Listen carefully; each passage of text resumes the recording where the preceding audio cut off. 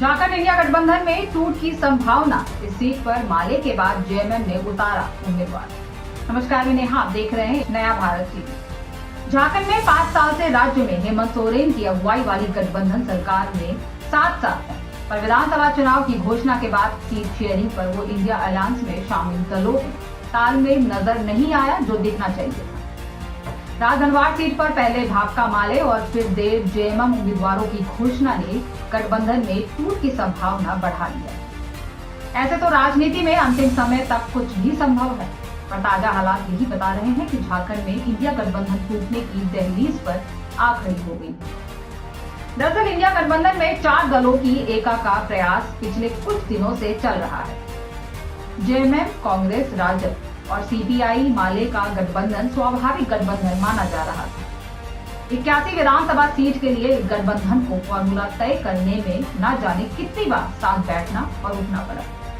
70 सीटों पर जेएमएम और कांग्रेस की सहमति का ऐलान खुद सीएम हेमंत सोरेन ने किया।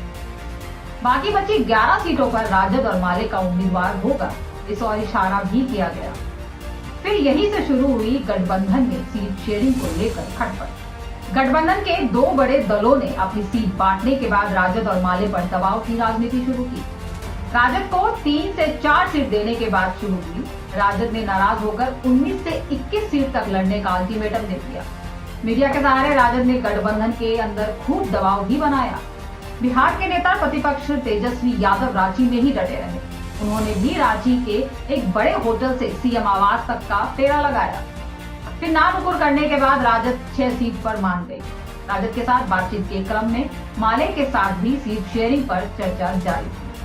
माले ने 8 सीट पर अपनी दावेदारी से बात की शुरुआत की। फिर 6 सीट को लेकर बात आगे बढ़ी और अंततः 4 सीट पर आकर माले अड़ गए।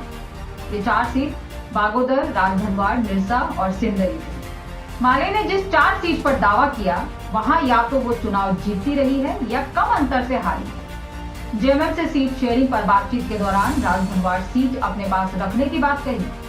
माले इसको लेकर तैयार नहीं थे। फ्रेंडली फाइट को लेकर भी चर्चा हुई। माले फ्रेंडली फाइट में राजधनवाड़ के साथ जमुआ के लिए तैयार था, लेकिन जेएमएम को ये मंजूर नहीं था।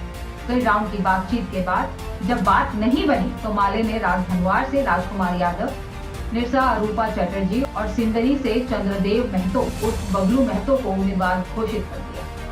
उम्मीदवार के नाम की घोषणा ये कहते हुए की गई कि अभी बात अधूरी है और उम्मीदवार की सूची भी अधूरी है। इस वीडियो में इतना ही। वीडियो अच्छी लगे तो शेयर कर दीजिए। हमारे चैनल नया भारत टीवी को सब्सक्राइब कर दीजिए और यदि कोई सुझाव देना चाहते हैं तो कमेंट बॉक्स में आपका स्वागत है।